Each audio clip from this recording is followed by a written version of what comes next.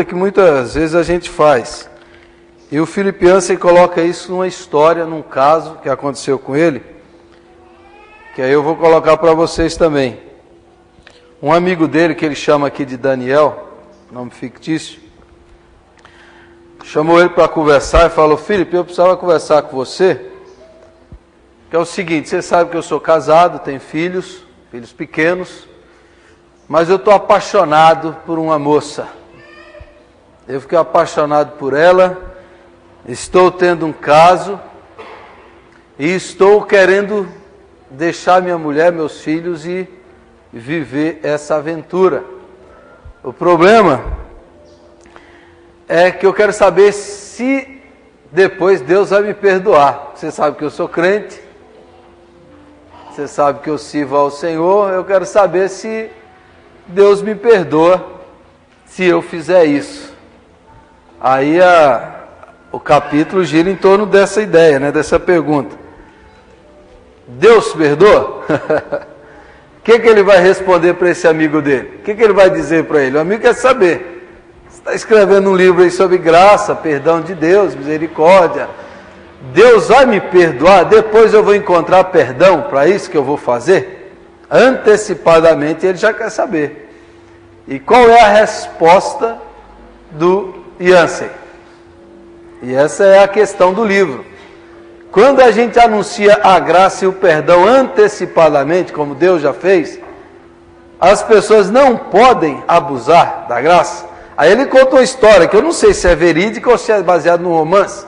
Olha que história. Eu acho que isso não deve ser verdade não, porque ele não colocou muito claro no livro. O cara é um cara presidiário, vive numa ilha, naquelas ilhas presídio, e o cara está entediado daquela ilha, cansado, aí um dia sem ter o que fazer, ele pega e espanca o companheiro lá e mata. Aí depois que remove ele, leva ele lá para o juiz, ele vai ser condenado à morte. Eu falei, mas por que você fez isso? Ele falou, porque eu estava cansado de viver na ilha, eu estava querendo morrer. Eu falei, você queria morrer porque você não pulou no mar e se afogou? Ele falou, não, é porque eu sou católico. Como católico, se eu morresse no suicídio, eu ia para o inferno. Agora, eu matando o cara, ia condenado à pena de morte, antes de me matar, eu posso ir no padre, me confessar, eu morro e vou para o céu.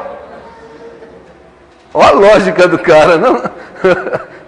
Olha a lógica do cara, olha a lógica. Tem lógica ou não tem lógica isso? Tem lógica, tem lógica. Então, essa é a questão. Tem uma história também de um pastor, essa é verdadeira também, um pastor que, lá nos Estados Unidos, essas coisas, estava traindo a mulher, aí ele falou assim, a igreja, é muito difícil a igreja perdoar um divorciado, mas um assassino é mais fácil, pegou e matou a mulher e foi viver com a outra.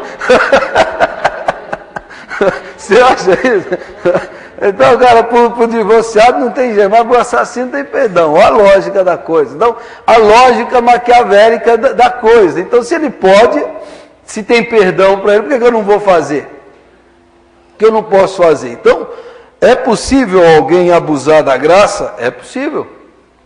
E aí é o que ele diz, durante o livro todo ele tem colocado o que ele chama, eu coloquei o quadro unilateral da graça. Mas a questão é essa, quando você anuncia a graça, e aí tem uma citação de um autor que eu gosto muito, reformado, chamado Martin Lloyd Jones, que ele diz, toda vez que você prega a graça, você corre esse perigo. E se você não correr esse perigo, é porque você não pregou a graça. Porque se você pregar a graça, você corre esse perigo.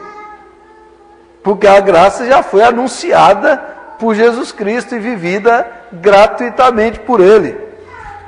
Então, isso faz parte da pregação do Evangelho, da pregação da graça de Deus. Então, ele diz assim, existe, portanto, claramente um sentido no qual a mensagem da justificação somente pela fé pode ser perigosa. E igualmente perigosa a mensagem de que a salvação é inteiramente de graça. Eu diria a todos os pregadores, se a sua pregação a respeito da salvação não foi mal entendida desse modo, então seria melhor que examinassem de novo os seus sermões. E também seria melhor que se certificassem de que realmente estão pregando a salvação que é oferecida no Novo Testamento ao ímpio, ao pecador, àqueles que são inimigos de Deus. Há esse tipo de elemento perigoso a respeito da verdadeira apresentação da doutrina da salvação. Isso é o Dr. Martin Lloyd Jones, um autor muito querido no meio presbiteriano. Quando alguém perguntou ao teólogo Karl Barth foi um teólogo suíço que morou na Alemanha, foi exilado, perdeu o emprego por causa do nazismo na Segunda Guerra, perguntaram para ele assim: o que você diria a Adolf Hitler? O que você diria para ele? Ele respondeu: eu diria, Jesus Cristo morreu pelos seus pecados. Você acha? Você anunciar por Hitler, é isso?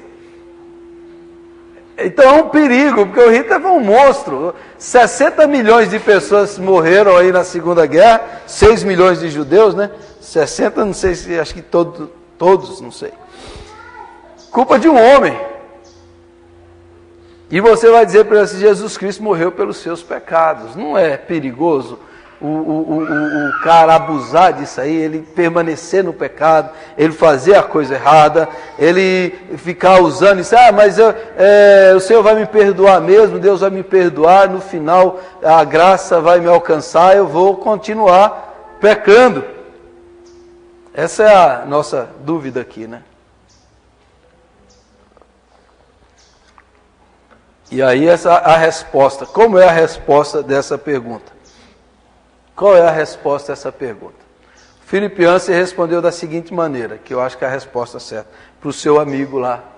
Ele falou assim: olha, que Deus vai lhe perdoar, vai. Se você abandonar sua mulher, seus filhos, se há perdão para você no futuro, há perdão, há graça para você também.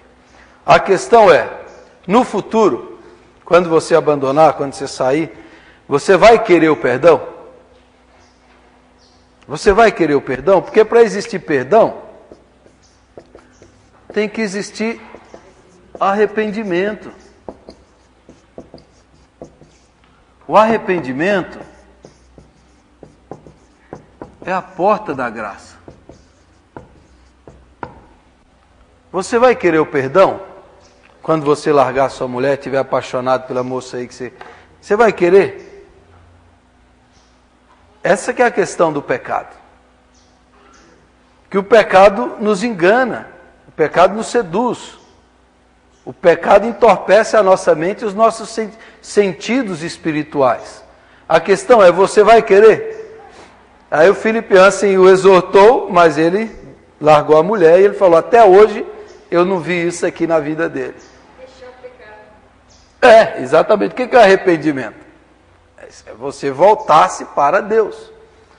A graça é de graça. Mas para a gente, qual é o nosso ato? Você precisa receber a graça. Como é que você recebe a graça? Dessa maneira, voltando-se para Deus para recebê-la. Quer dizer, Deus dá gratuitamente. O que o homem tem que fazer? Tem que receber o presente de Deus. Não é troca, não é barganha, mas ao dar, você tem que receber. O problema é, você quer receber? Como é que a gente recebe a graça? Voltando-se para Deus, que a palavra arrependimento é isso, é voltar. Metanoia, mudança de mente, de atitude, você volta para receber. E para receber a graça, a gente está falando que graça é favor imerecido. Para receber a graça, você tem que reconhecer que você não merece, por isso que é graça. Mais ou menos você vai num lugar lá e você come, você não tem dinheiro nenhum e você não tem como pagar. E chega um cara e fala: eu pago para você. Aí você vai assim: não, deixa que eu pago. Deixa que eu pago. E você não tem dinheiro. Não, mas eu pago. E o cara fala: não, eu vou pagar para você. O cara pagar para você, você tem que falar: então tá bom, paga para mim. Você tem que reconhecer. Se você não tem como, eu vou pagar. O que Deus fez, a gente não poderia pagar. Para receber, você tem que aceitar, dizer: sim, Senhor, eu recebo, eu aceito. Eu volto para o Senhor para receber de Ti o perdão, porque o perdão tem que ter arrependimento para ser completo. Você que é magoado, você pode oferecer perdão, mas enquanto a pessoa não reconheceu que ela precisa do perdão, não vai receber o perdão. Ela não vai receber o perdão na vida dela, porque ela não reconheceu que precisa ser perdoado. Então, aí começa esse processo essa explicação para nós de os mecanismos de funcionamento da graça de Deus. Funciona assim. Essa é a porta de entrada nossa aqui. O arrependimento. Agora, tudo que Jesus fez e praticou foi levar as pessoas a chegar a esse ponto aqui. Fazer com que as pessoas reconheçam que precisam se arrepender. Que precisam voltar-se para Deus. Porque o ser humano, naturalmente, é um negócio que eu tenho falado, naturalmente a gente é orgulhoso. Naturalmente a gente é presunçoso. Naturalmente a gente acha que nós podemos, que nós conseguimos. E tudo que Jesus veio mostrar para ele, que a gente não consegue, a gente não é bom o suficiente, a gente precisa da graça. Então o que Jesus veio levar as pessoas ao arrependimento. Então há um texto que ele cita, que tempo atrás a Jussara leu aqui, João capítulo 8, quando aquela mulher apanhada em flagrante adultério, é levada diante de Jesus, e o adúltero não, né? Sendo que a lei lá mandava os dois tinham que ser apedrejados, mas só foi a mulher, já é uma injustiça. E coloca a mulher lá, provavelmente desnuda da cintura para cima, exposta à humilhação e ao ridículo, e Jesus lá fala assim: mestre, a lei manda que tal pessoa fosse apedrejada. Também ali há um jogo também, porque a lei romana proibiu os judeus de matar alguém. Se Jesus apoia o apedrejamento do judeu, ele está incitando a desobediência a Roma. Se ele se coloca contra o apedrejamento, ele está indo contra Moisés, que é a lei dos judeus. Olha que sinuca de bico, né? Os fariseus colocavam Jesus toda hora nessa e Jesus dava uma volta fantástica. Então coloca Jesus ali e a Bíblia diz, pela única vez na Bíblia que diz que Jesus escrevia alguma coisa, escreveu algo. Escreveu na terra, na areia ali, né? O graveto Jesus escreveu. Ninguém sabe o que ele escreveu. O cineasta que fez aquele filme Jesus de Nazaré, diz que Jesus escrevia o nome dos pecados que ele estava vendo ali. Aí os caras vinham e Jesus olhasse: orgulho, soberba, presunção, ódio, preconceito, e Jesus ia escrevendo lá. Mas os caras chegam e colocam a mulher lá diante de Jesus. O mundo judaico, na mente deles, as pessoas eram divididas em dois tipos: justos, pecadores, justos e ímpios. O ímpio é ímpio, o justo tem que matar o ímpio.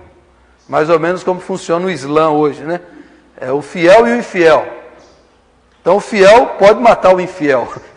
Então mais ou menos assim, o mundo deles é preto no branco. Quem não é, quem é. Jesus vai mudar isso aí. Jesus vai colocar, só existem duas categorias de pessoas para Jesus. Duas categorias. Né? Duas categorias para Jesus. Todos são pecadores. Agora para Jesus são os que reconhecem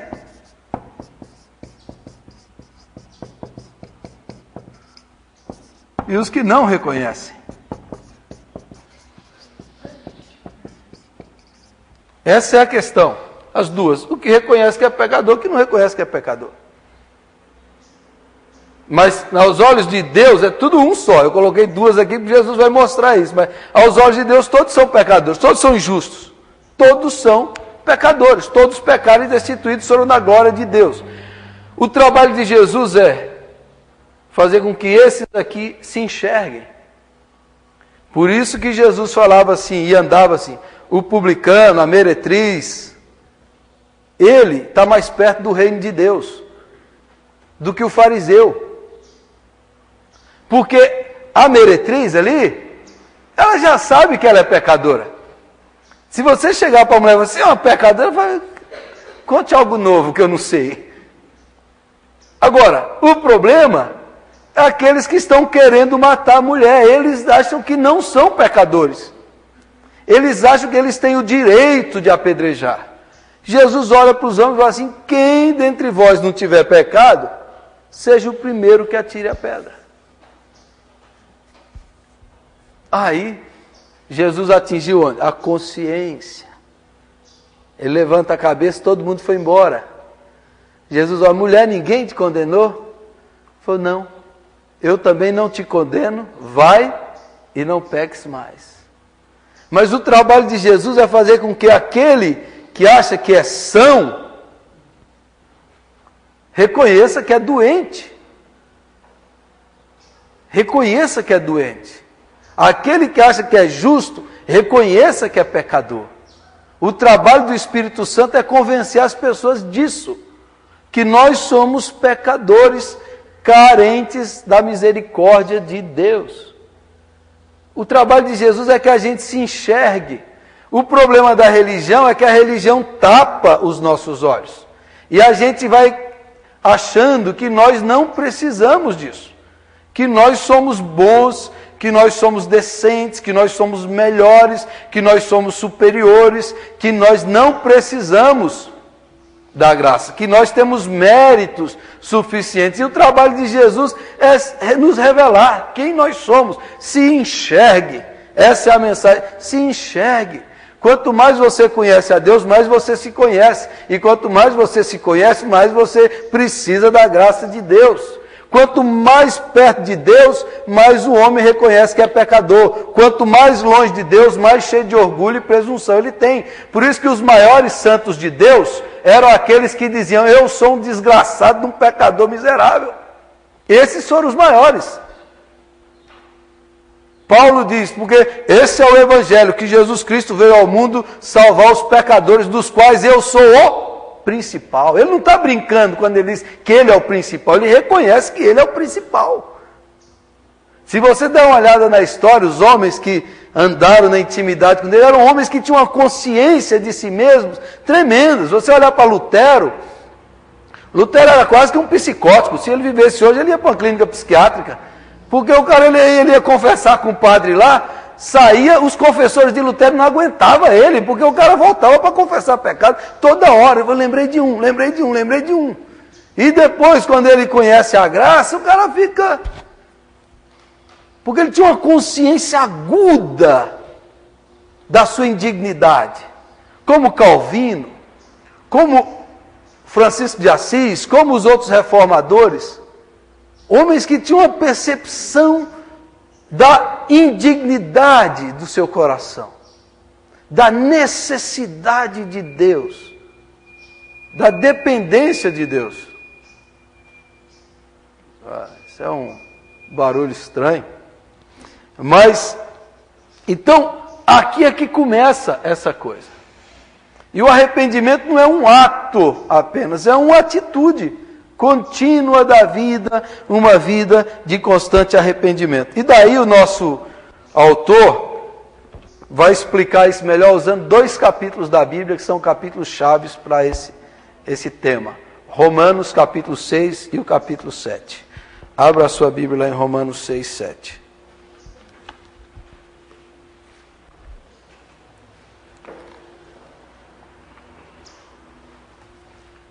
Paulo está falando da justificação pela graça, por meio da fé, no capítulo 4 e 5 de Romanos. Depois de falar do pecado no capítulo 1 e 2, ele vem falando da graça e da justificação nos capítulos seguintes. Ele chega no capítulo 6. Aí o cara fala assim: bom, se a graça é porque eu não mereço, quanto mais eu peco, mais eu recebo graça, eu vou pecar mais ainda. Eu vou pecar mais ainda. Aí Paulo responde em Romanos 6. Que diremos então?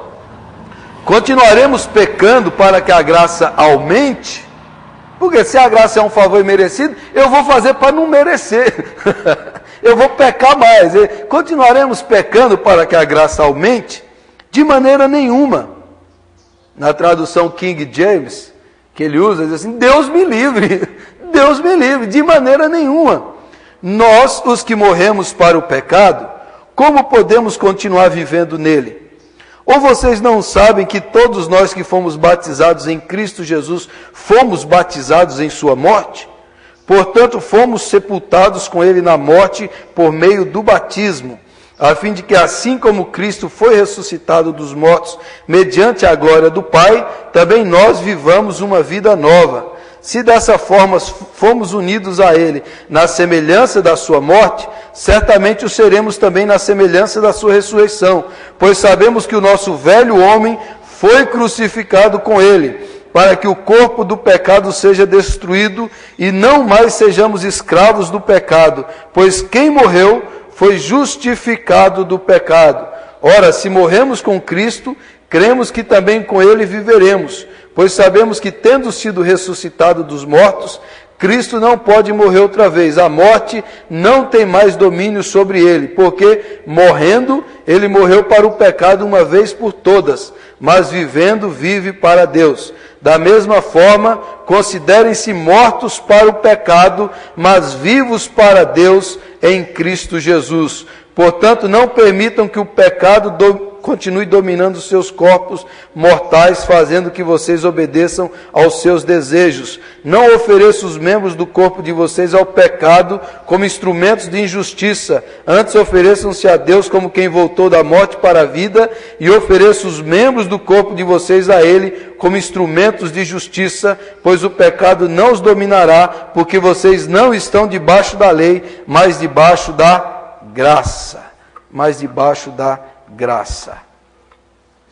A figura que Paulo usa, Romanos 6. Romanos 6. Figura da morte. Morte e ressurreição.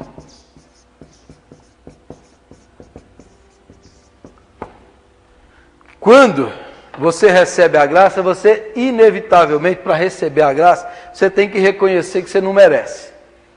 Você tem que morrer para a sua atitude, para a sua justiça própria.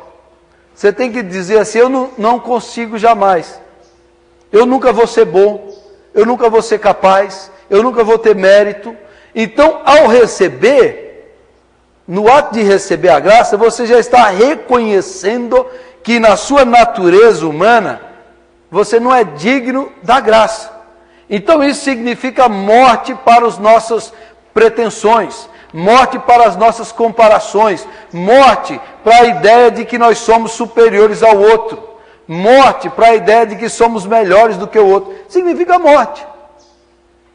Ao receber a graça, você está reconhecendo, eu jamais serei melhor do que qualquer outra pessoa, porque eu sou igual a ela, sou pecador. Sou dependente, não há possibilidade a esse reconhecimento da alma, da justiça própria, da pretensão, de acumular méritos, de acumular boas obras, porque isso já foi aniquilado. Então, para receber plenamente a graça, nesse instante de receber a graça, você já está reconhecendo a sua falência moral, a sua falência ética, a sua falência espiritual, a sua falência qualquer que seja. Ou seja, você está dizendo assim, nada que eu faça é suficiente, porque Ele já fez tudo.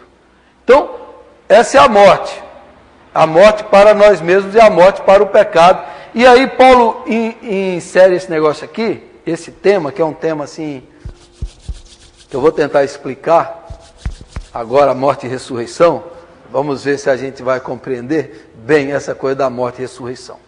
Para Paulo, para o Evangelho de maneira geral, quando Jesus ressuscitou,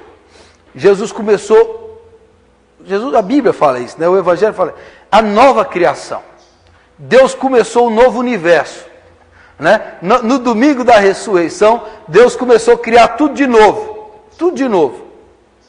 A velha criação foi maculada pelo pecado.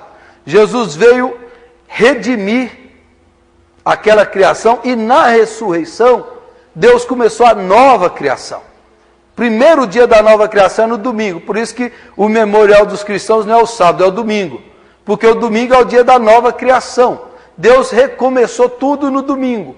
Jesus ressuscitou no domingo. Quando Jesus ressuscitou, Jesus inaugurou um novo tempo, uma nova era, uma nova criação. Jesus é o primeiro ser, a primícia, o primeiro fruto, diz a Bíblia, da nova criação. Então, ao ressuscitar, Deus recriou todas as coisas em Cristo. Então, Cristo é o primeiro, todos nós seremos semelhantes a Cristo.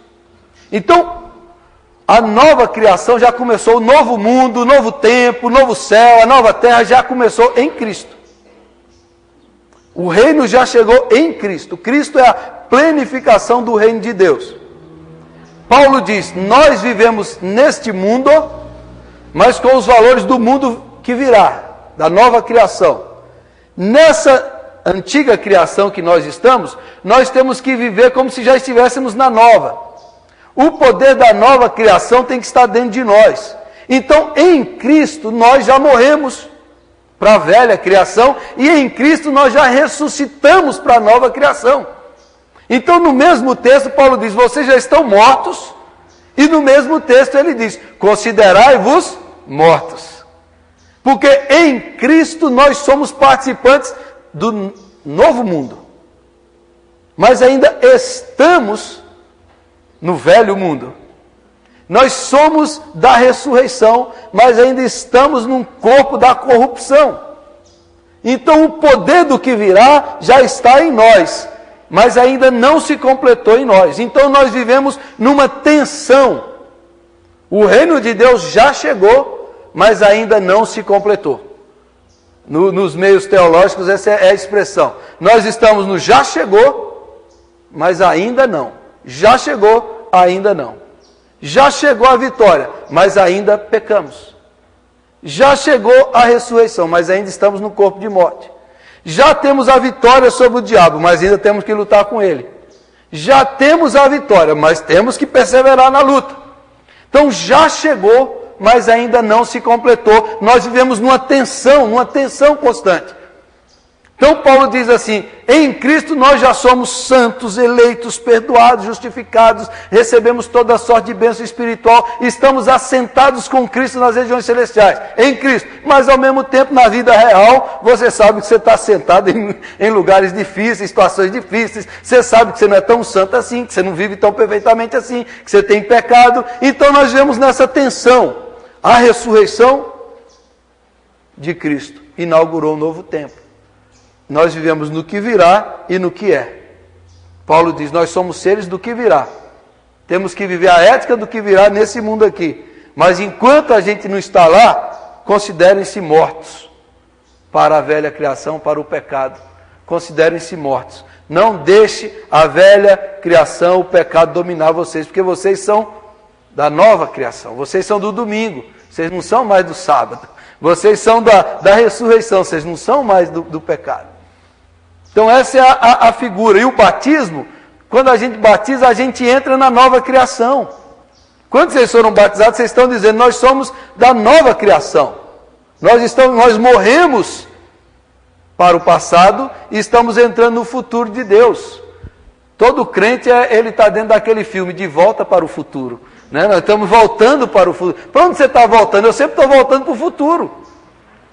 O nosso chamado é para o futuro. Por isso aquele crente que gosta do passado, ele está errado. Ele tem que gostar do futuro. Porque o reino está no futuro. O reino é o que virá. O poder do reino é o que virá. Então o melhor ainda está por vir, porque ele está na frente. Está na frente. Então você fica, quando eu era moço é que a vida era boa. Não, o bom mesmo está no futuro. O bom mesmo está no futuro, não no passado.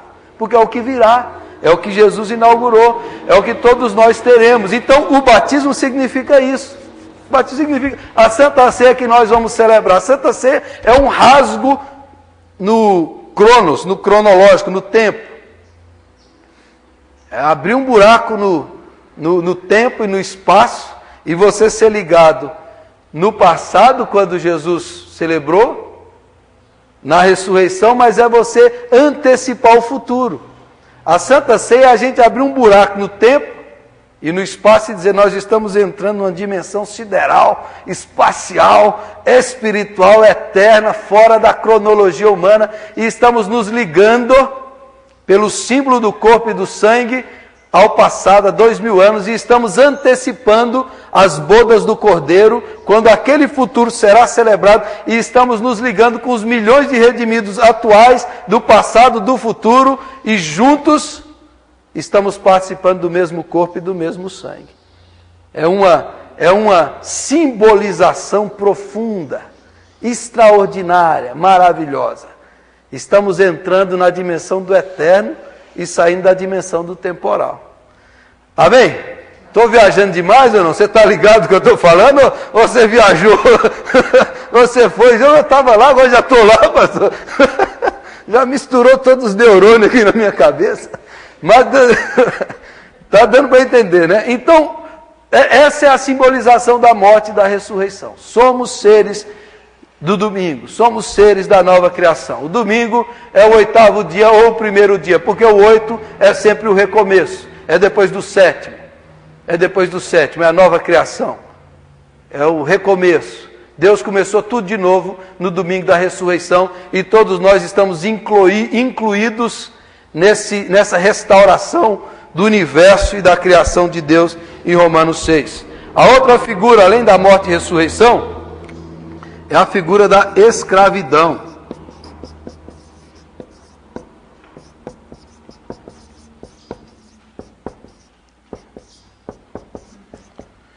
Paulo diz: vocês que foram, quem peca se torna escravo. Então o pecado gera escravidão na pessoa. Então vocês já foram libertos. Como é que vocês vão poder voltar para o pecado de novo? Quando Cristo ressuscitou vocês, tirou vocês, vocês saíram da escravidão, dos poderes que nos oprimiam, que nos escravizavam. O poder do pecado, o poder da lei, porque a lei é boa, santa e perfeita, mas a lei veio para ressaltar o pecado. A lei, por que Deus deu a lei? Deus deu a lei para a gente se reconhecer, para a gente se enxergar. É por isso que tem a lei na Bíblia. A lei, Deus deu a lei para que a gente se enxergue, é o ministério do espelho. Quando você olha para a lei, você se enxerga. O problema é que o fariseu, ele olha para a lei, mas ele só vê os aspectos exteriores. E aí Paulo diz isso em Romanos 7, ele diz assim: eu era fariseu de fariseu, eu era o bom. Eu cumpria toda a lei, só que tinha um mandamento que dizia assim, por exemplo, não matar, ele nunca matava, não roubar, não mentir, não tomar o nome de Deus em vão. Ele cumpria tudo isso, mas o último mandamento diz assim: não cobiçarás. Então a lei aí entra do dentro, porque tudo que é exterior, eu cumpro, mas e o que é interior? O que é interior? Aí ele fala: eu não cumpro. Aí eu vi que eu sou pecador. Ele diz isso em Romanos 7. Aí eu vi que eu quebrava a lei como todos os outros. E quando Jesus vem em Mateus 5 e diz assim: eu não vim revogar a lei, mas vim cumprir. E aí Jesus começa a dizer assim: olha, ouviste o que foi dito, olho por olho, dente por dente, eu porém vos digo, se bater numa face, vira outra. A lei de Jesus é muito pior. A lei de Jesus é muito mais difícil. A lei de Jesus é muito mais profunda e difícil. Então a lei de Jesus é para dizer para você: ó, camarada, você não pode, você não consegue, se enxergue. Se enxergue que você nunca vai se salvar com o seu esforço, com o seu mérito. Então, o que é a salvação? A gente pensa que é a salvação. Aí eu vou ter que recomeçar tudo de novo aqui. Mas a gente pensa que a salvação é aquela coisa da escada. Lembra da escada que eu falei aquele dia? Alguns estavam aqui da escada, né? Quem não estava...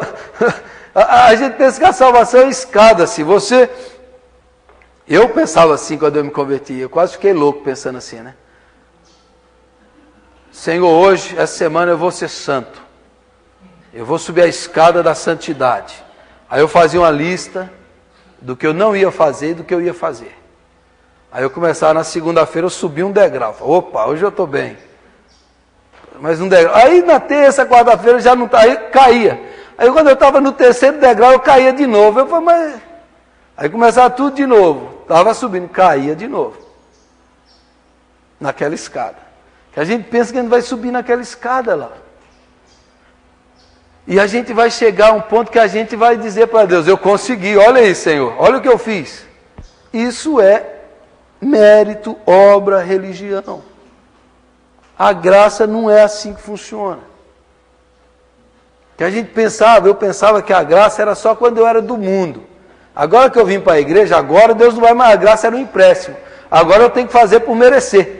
Né? Um dia eu vi um pregador na mesma frase dizer não, porque a salvação é de graça, mas a gente tem que fazer por merecer. Numa frase só o cara anulou tudo que ele disse, numa mesma frase. Né? Então a gente pensa dessa maneira, mas o que é a salvação? A salvação é graça do começo ao fim. E o que vai acontecer? A gente vai se conscientizar. Não significa que quanto mais tempo você tiver de crente, mais você vai conseguir, às vezes, vencer algum pecado, alguma dificuldade. O que acontece é que Deus está interessado é ser, nesse processo de cair e levantar, cada vez que você cai e levanta, você fica mais admirado com a misericórdia de Deus. E aí, nesse processo, mais você ama a Deus. Porque a santidade tem a ver com a consciência da graça dentro de nós. De você ter essa consciência de que, caramba, falhei de novo. Mas mesmo assim, Deus tem misericórdia de mim, Deus é demais. É aquele estado de encantamento com a misericórdia e com a graça. É a consciência profunda de que você é amado. Na realidade, o que a gente vai viver na nossa vida é tudo que a gente já sabe, mas isso vai se interiorizando dentro de nós. A gente já sabe intelectualmente, mas a gente vai entrando dentro de nós. Como ele conta aí do ministério que trabalha com prisioneiro, lá na cadeia, tinha lá um diácono batista, e o diácono está preso, tentou matar alguém, aí o diácono diz assim para o cara: olha, eu sempre ouvi falar da graça na igreja, mas só aqui, nessa prisão, é que eu vim experimentar o que é a graça de Jesus verdadeiramente. Porque quando ele precisa desesperadamente, a graça veio ao seu socorro. Então, enquanto o sujeito não se conscientizar, enquanto não se enxergar, o que é o santo? O santo é o cara que se enxerga. O santo é aquele que desesperadamente se lança em Deus e Deus, eu preciso do Senhor, senão eu estou condenado. E o nosso processo de santificação é essa consciência do amor e da graça. Por isso que Paulo fala da largura, da extensão, da profundidade do amor de Deus, que excede todo entendimento. Porque uma hora o nosso entendimento diz: Deus cansou de mim, Deus não pode mais me amar, e Deus continua nos amando. E aí a gente fica mais apaixonado por Deus. Porque a consciência da graça vai entrando dentro de nós. Então, muitas vezes a gente fica desesperado. Eu já estou na igreja há 20 anos e como eu faço um pecado desse? Mas mesmo assim, Deus não desiste de nós. Quando Pedro lá cometeu, o que Jesus perguntou para Pedro? Pedro, você não vai pecar mais? Pedro, você não vai mais pisar na bola? Pedro, você não vai ser mais um covarde fujão? Agora, Pedro, você deixou aquela soberba que você tinha. Eu morro pelo Senhor, eu jamais, eu vou morrer. Ih, Pedro, baixa a bola, olha para dentro de você, rapaz. Quando ele quebrou a cara, Jesus só perguntou para ele assim: Pedro, você me ama? Porque quanto mais a gente peca, mais a gente vê a misericórdia de Deus e mais apaixonado por Deus a gente fica. Por isso que Lutero dizia: peque, mas peque para valer mesmo. Essa era a frase preferida do seminarista, né? Lutero já dizia: peca, mas peca forte. Mas o que ele queria dizer com isso? É por causa... Todo mundo... mas o que ele queria dizer? Ali dá um seminarista sério, era aqueles seminaristas malandros lá da minha época, né? Mas o que o Lutero queria dizer é para você reconhecer que você é pecador. Reconheça que você peca. Mas com mais força ainda, dizia Lutero, alegra-te na misericórdia e na graça. O que é a santificação? A santificação não depende do que a gente vai fazer ou deixar de fazer. A santificação depende do Espírito Santo estar moldando a nossa vida em amor a Jesus. Nos concentrando em Jesus, porque aí é outra coisa. Como é que a gente vence o pecado? Antigamente a gente ficava focado no pecado. Na lei, ó, não posso fazer isso, não posso fazer aquilo. Quanto mais você coloca isso na sua cabeça, mais você peca. Tentação é assim: se você amanhecer, não posso fazer aquilo, não posso, aí é que você peca mesmo. Você ficar pensando na tentação é que você cai. Você tem que se concentrar em Cristo. É plenamente em Cristo. Quando eu era novo, eu cometi um pecado. Nossa, estou com vergonha de Deus. Vou ficar 2 dias sem orar, até eu fazer por merecer para orar. Está errado. Pecou, meu, já peca crendo na misericórdia. Já peca orando. Já peca orando, cara. Quando cair, caia de joelhos, caia para valer, caia nos braços de Deus. Porque se você foca no pecado, você fica preso no pecado. O que é a santidade? Foque em Cristo e na comunhão com Cristo. Quanto mais focado em Cristo, mais a presença de Cristo e a santidade de Cristo vai nos dominar. Como Moisés, quanto mais face a face com Deus, mais o rosto dele brilhava. Então a santificação é comunhão com Deus, é comunhão com Cristo. Santificação não depende tanto do que a gente vai fazer ou não fazer, é comunhão com Cristo. Esteja em comunhão, esteja em oração, esteja na presença dEle. Se eu pecar, eu peco nele. Se eu pecar, eu estou junto com Ele. Porque nada que eu vou pecar, Deus vai me assustar. Nossa, agora você pecou, hein, Gelson? Nossa, você me assustou agora. Aí Deus olhou para você e falou, rapaz do céu, Deus já ama a gente, mesmo no nosso pecado, nada surpreende Deus. E é isso que a gente fica maravilhado, assim, caramba, Deus me ama assim, Deus me aceitou assim. E quando a gente reconhece o perdão, recebe a graça, mais amando a Deus a gente vai ficar, e mais dedicados a Deus nós ficaremos. Nós seremos consagrados a Ele. Então é uma questão de comunhão, de intimidade com Deus, de deixar a santidade de Deus em nós e o Espírito trabalhar em nós. É uma abertura, é uma crucificação da carne para o enchimento do Espírito. Você mortifica os desejos da carne na comunhão com o Pai, na comunhão com a palavra, na comunhão com a igreja. Não é pelo que o mérito, mas é pela abertura à graça de Deus. É isso que, por isso que a gente ora, por isso que a gente lê a Bíblia, por isso que a gente vem na igreja, porque a gente está se abrindo para receber mais da graça e mortificando os nossos desejos, as nossas paixões, as nossas inclinações carnais. Aí a gente vai vivendo agora o poder do futuro, nessa era. Porque Paulo diz que o Espírito nos foi dado como penhor, como garantia. É para a gente viver agora o que a gente vai viver depois. É para a gente experimentar agora o que a gente vai experimentar depois. E o Espírito nos foi dado para a gente viver assim. Então esse é o processo da santificação por meio da graça. A santificação não é por meio da lei, não é por meio da religião, não é por meio do mérito. A salvação do começo ao fim é obra da graça. Do começo ao fim. Tudo é obra da graça. Tudo é para a glória de Deus sem o mérito humano.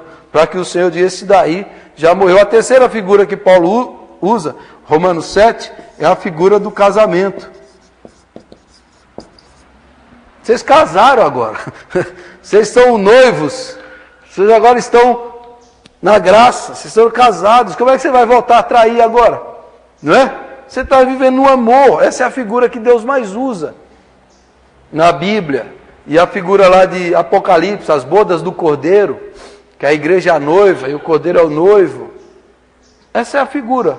Quando nós entramos num casamento, você não quando você vai casar com a mulher, casar com a Cláudia assim, fala para ela assim, eu vou casar com você, sabe que eu te amo, mas você sabe que tem outras mulheres aí também, né? Que ninguém é de ferro, não, eu te amo, mas olha, a gente tem que amar outras também, né? Já pensou? Eu vou dar para você esses dias da semana, eu fico com você 4 dias de semana, no final de semana, é para as outras garotas aí. Imagina se eu falar isso para ela. Se eu tivesse falado, imagina se você falar isso, né?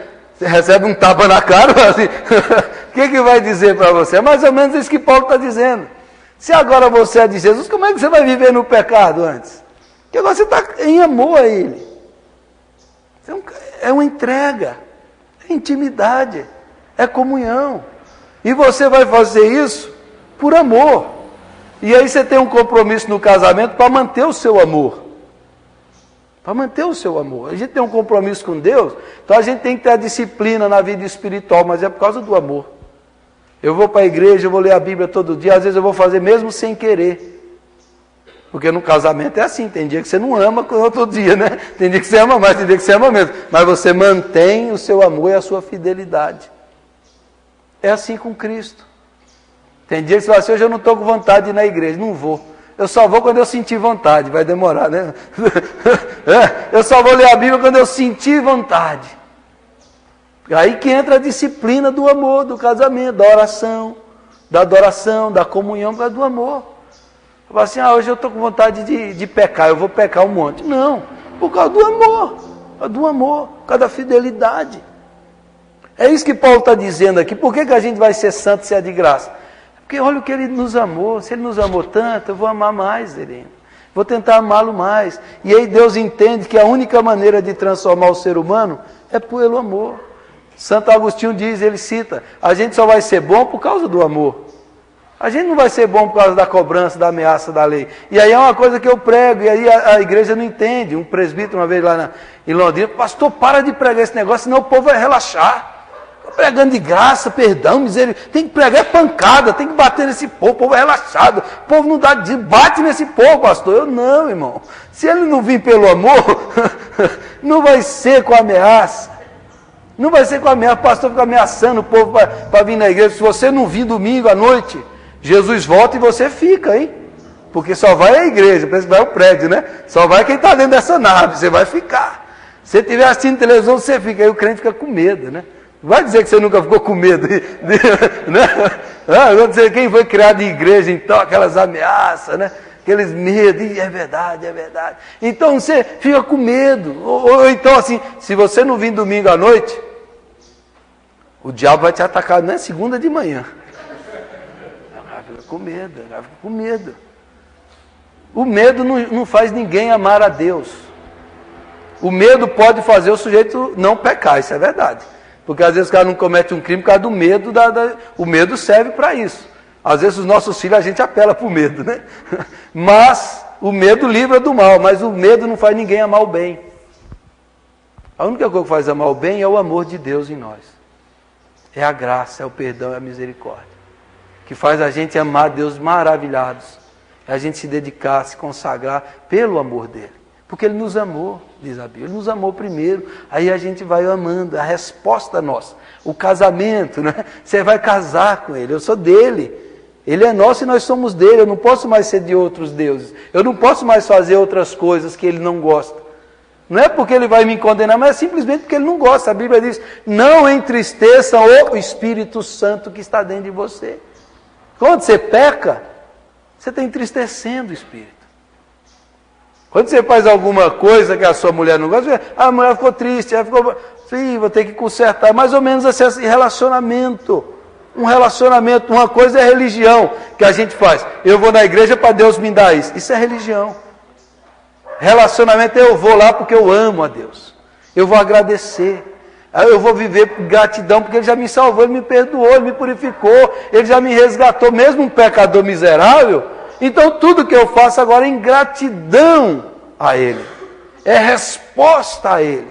Então eu leio, eu oro, eu busco, eu jejuo em gratidão a Ele, porque Ele tem mais para me dar. E quanto mais eu me consagro, eu disciplino a minha carne, quanto mais eu faço isso, mais de Deus eu recebo. Mais do Espírito eu recebo. Mais graça eu recebo na minha vida. Então, esse é o sentido da disciplina, de você ter o compromisso, de você fazer aquele voto. É como casamento. Você entra no casamento, você quer ter um compromisso mais sério, de amar a pessoa até a morte, ser fiel até a morte. É assim com Deus. É assim que a gente vai ser santo, por causa do amor. E aí é a coisa, se a gente ficar insistindo muito na lei, na cobrança, na coisa, as pessoas vivem aqueles crentes preocupados, neuróticos, inseguros. Quantos crentes assim inseguros, né? Com medo de perder a salvação, de Deus ficar com raiva. Agora Deus ficou com raiva. Eu vivia assim. Antes de entender isso aqui, eu vivia assim. Eu ficava assim, puxa, agora Deus vai me condenar. Agora Deus vai mandar um raio na minha cabeça. Agora você fica... Ou então hoje Deus está de mau humor comigo. Você olha para Deus, ixi, hoje está feio. Você vem para a igreja de cabeça baixa, envergonhado, eu pequei. Eu vou passar pelo menos uma semana sem falar com Deus, porque eu estou com vergonha de Deus. Olha que besteira. Quando a gente aceita a graça, o amor incondicional de Deus por nós, a misericórdia, você se alegra nele, você o ama, aí você tem vontade de falar para o outro de Deus. Agora quando você vive debaixo da lei, você está sempre inseguro, indeciso, neurótico. Agora Deus está com raiva, agora já era, agora não tem mais jeito para mim. Mas o amor é que faz a pessoa ser santificada. A graça é que gera a santificação em nós. Então, a motivação básica nossa é a gratidão. Porque nós somos santos? Por causa que Ele já nos salvou, Ele já nos perdoou. A graça do Senhor. Amém, gente? Perguntas?